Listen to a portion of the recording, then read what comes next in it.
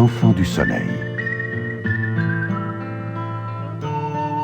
Loin, très loin, sur une île de la côte ouest du Canada, vivait en ce temps-là un pêcheur et sa femme.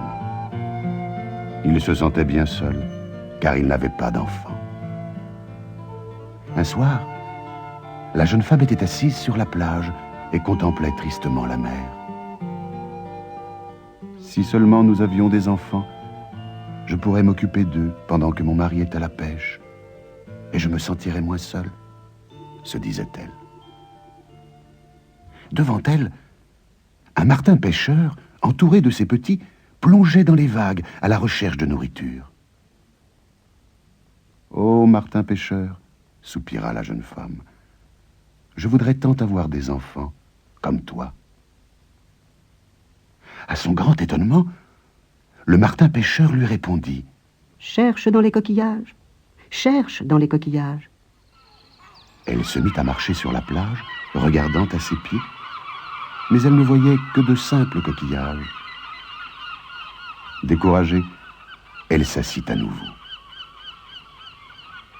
Au bord de l'eau, une mouette plongeait et replongeait pour nourrir ses petits.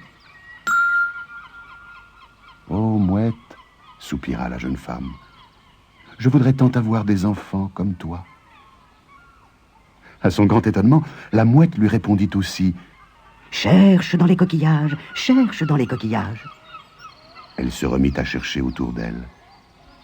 Soudain, elle entendit un cri qui semblait venir d'un coquillage plus grand que les autres. Elle le ramassa. À l'intérieur, un tout petit garçon pleurait tant qu'il pouvait. Elle ramena l'enfant chez elle et l'éleva comme s'il était son fils. Il grandit et devint un petit garçon robuste. Un jour, il dit à sa mère: « Fais-moi faire un arc et des flèches avec 2 de tes bracelets de cuivre. » Comme elle cherchait toujours à lui faire plaisir, la femme lui fit faire avec ses bracelets de cuivre 2 petites flèches et un petit arc.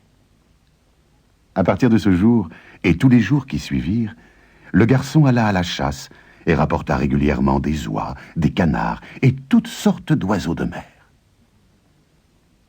Au fur et à mesure qu'il grandissait, son visage prenait une teinte cuivrée, plus lumineuse que les reflets de son petit arc. Et quand il s'asseyait sur la plage et regardait la mer, celle-ci se calmait instantanément, tandis que d'étranges reflets étincelaient à sa surface. Un jour, une énorme tempête se leva. La mer était si forte que le pêcheur ne put sortir son canot. Alors, le garçon demanda: « Emmène-moi avec toi, père, et je vaincrai l'esprit de la tempête. » Le pêcheur avait peur de sortir son canot, mais le garçon insista tant qu'il accepta. Ils n'eurent pas à aller bien loin pour rencontrer l'esprit de la tempête, qui soufflait du sud-ouest où demeurent les grands vents. L'esprit de la tempête souffla et souffla encore, mais ne réussit pas à faire chavirer le canot.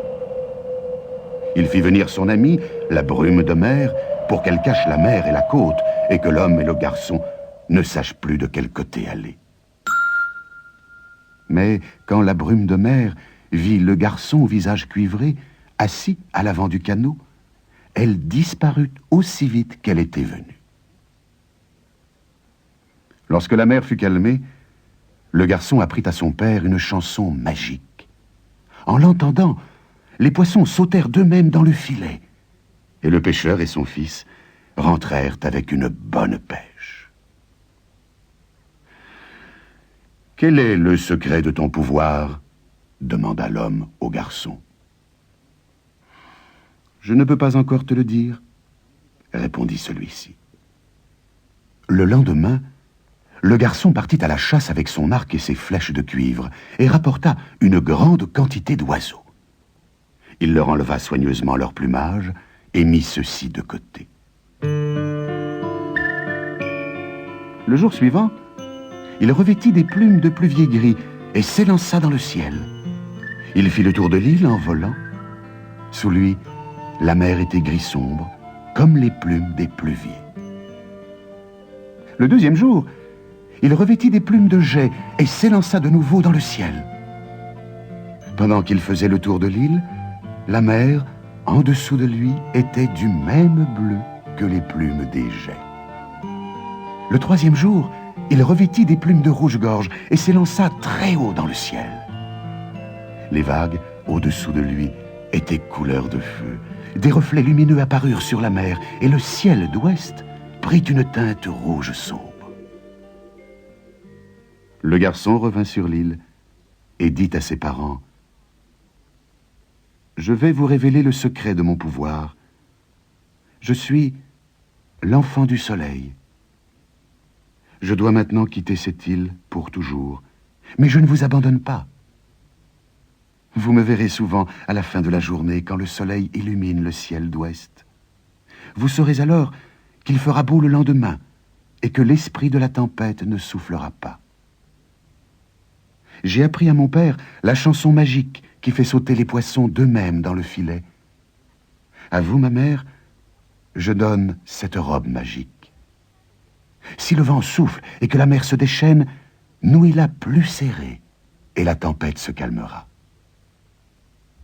Et si jamais vous avez besoin de mon aide, jetez ces petites plumes blanches dans le vent. Elles voleront comme des flocons de neige jusqu'à moi pour me dire que le monde est gris et désolé et que vous avez besoin de moi. » Ayant ainsi parlé, le garçon s'envola vers l'ouest, laissant le pêcheur et sa femme bien tristes. Mais depuis ce jour, quand la brume couvre la mer, la femme du pêcheur lance de petites plumes blanches dans le vent pour dire que le monde est gris et désolé et qu'elle se languit du visage doré de son fils. Alors, à la tombée du jour, le ciel s'embrase, la mer prend des reflets dorés et les hommes savent qu'il fera beau le lendemain et que l'esprit de la tempête ne soufflera pas, ainsi que l'enfant du soleil le leur a promis il y a de cela très longtemps.